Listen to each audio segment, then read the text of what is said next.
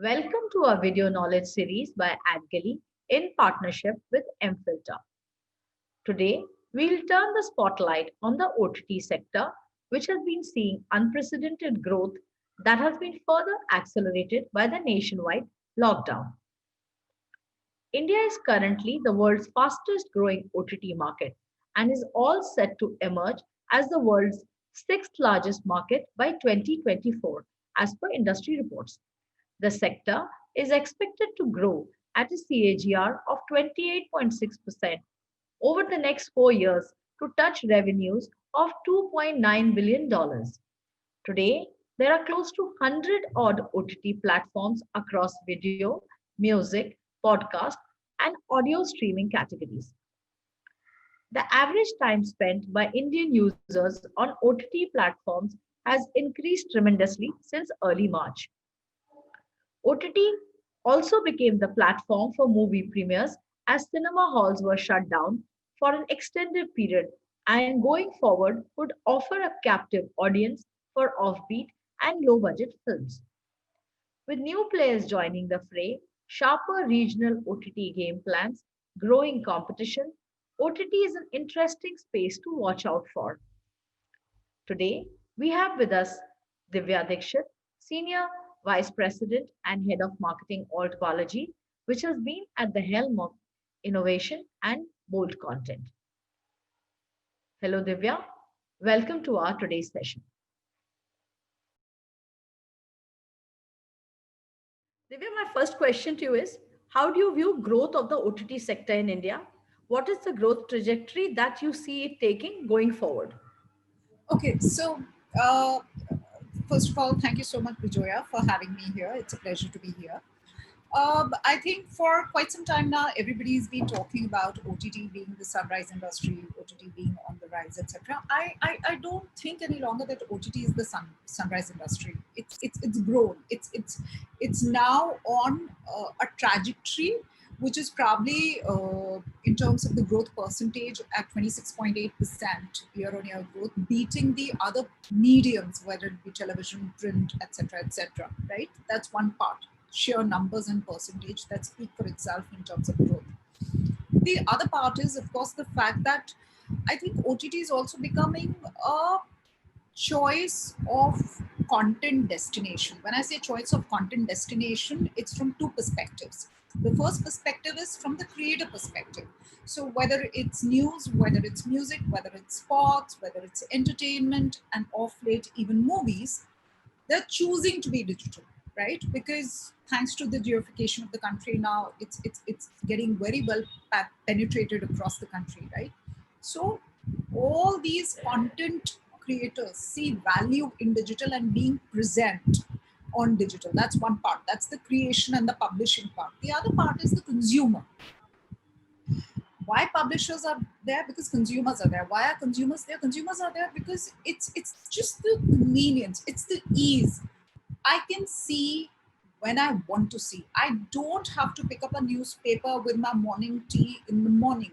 If I choose to meditate with my morning tea, I can meditate, and you know what, I can catch up with the news any time of the day. I can catch up with my favorite music while I'm walking. Um, I can see whatever that I want to see whenever I want to see. I think these are the things which are driving OTT consumption. And because OTT consumption is being driven by the consumers, the publishers of all sorts of content are choosing to be on OTT. I don't know if you've heard about it, but recently there was an article that, you know, there are Hollywood movies, prime Hollywood movies, and I'm forgetting the name of that movie, the news came out yesterday, are choosing to be streaming on OTT platforms simultaneously along with theatrical release, right? So there is value in digital. It's not about just OTT, it's about the digital platform and the digital ecosystem. So I think globally, people are seeing value in digital now, and that should lead to revenue growth, which is the next step for the industry. For any industry to stabilize, the business model and the revenue model needs to work. Whether it's SVOD, whether it's AVOD, whether it's a mixture, whether it's TVOD, the revenue model has to work. Now, with this kind of growth, consumption by audience, I believe revenue is going to happen. Like I been saying in so many platforms, in America, digital revenue has already overtaken the broadcast revenue. Uh, we're hoping to see a similar play happening in India. Maybe not so soon, but hopefully soon enough. Sorry, you're on mute. I can't hear you. Sorry. My next question is sorry. Come on. Is OTT still a layer on the top? Does it still remain entertainment for the niche? So I think my first question sort of must have thrown a little bit of insight into what you already asked me. But having said that, the fact that even the giants, right, let me name them: Netflix, Amazon Prime Video, etc., have started creating Indian content, whether it's Hindi, whether it's other languages. The fact that they are creating colloquial content means that OTT has reached the masses. It's no longer just a layer on the top or meant for the metro consumers. For me, as far as I'm concerned as a marketer, India is into two sections, clear divided sections. One is the metro India that we call India, and then there is Bharat. Sorry, if you're speaking, I can't hear you because you're again on mute. But what I want to, sorry, you're saying something to me and I can't hear you. No, it's okay. Okay, I'm sorry. I thought you were saying something to me. So there is the Metro India, and then there is the Bharat.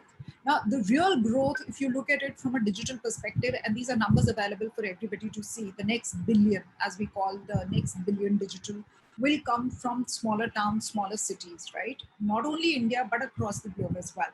There are very few countries that are 100% digitally connected, like China.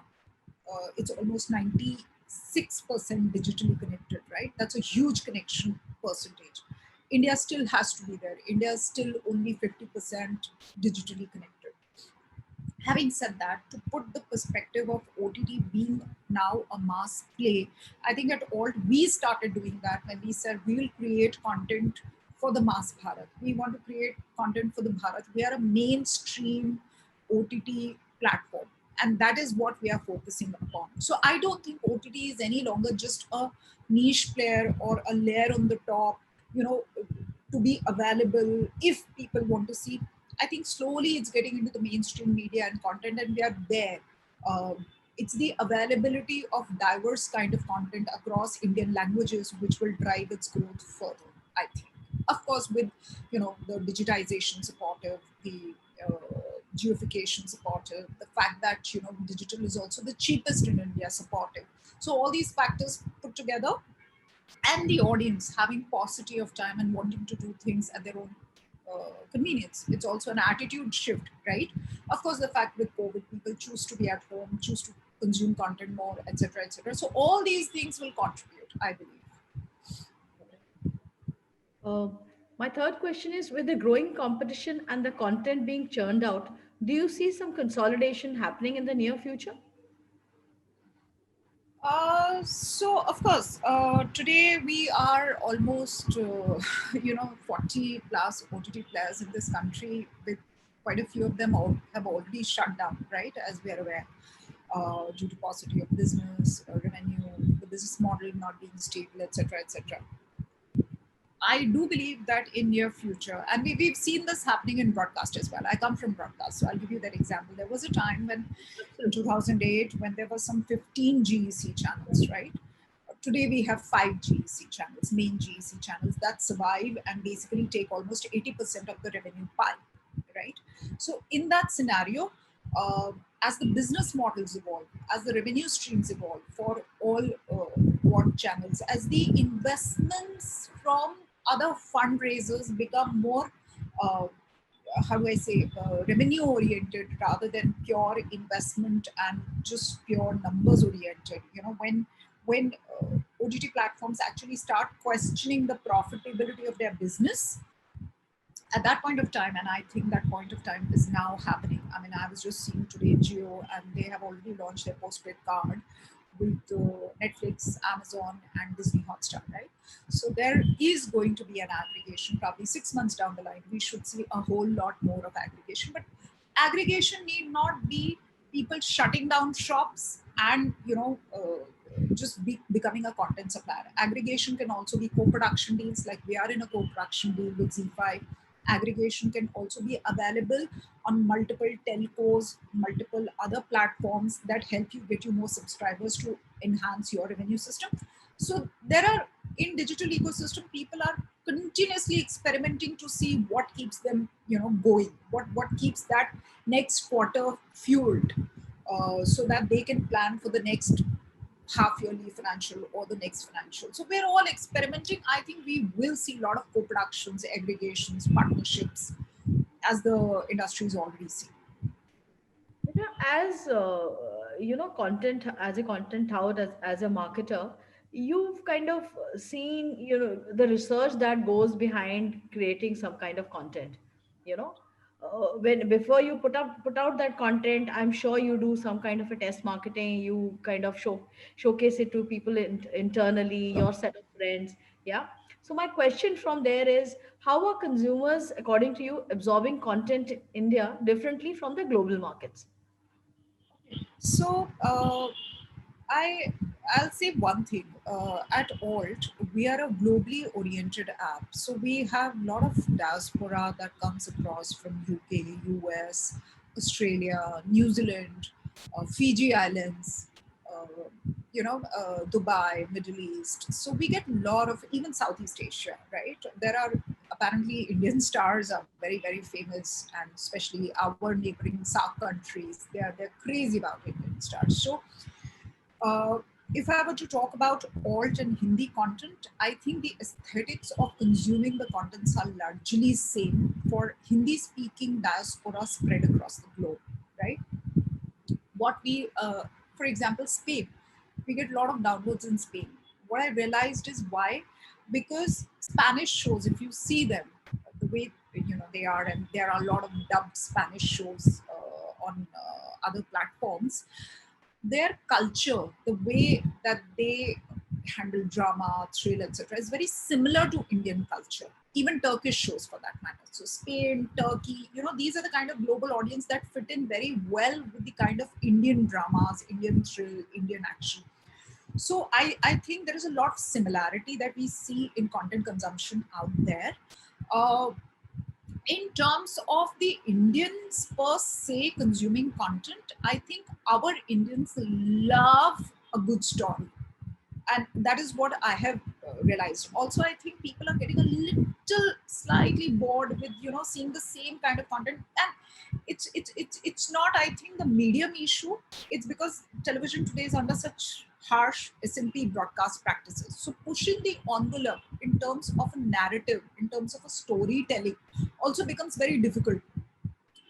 So while Indians love narratives in their language, Indians also love great narratives.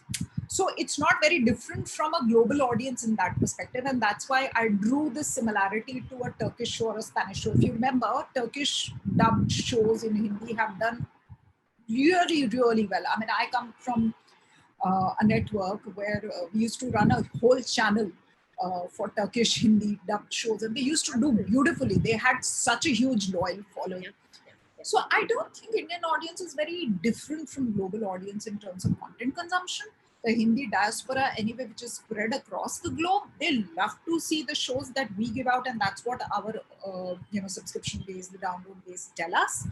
Um, I think it's the power of the medium which allows you to push the narrative envelope and give you stories that are segmented. So, if Bijoya, for example, is not a Fitrat consumer and is more of, let's say, a mom consumer or a verdict consumer, then I will not show Bijoya for Fitrat, right?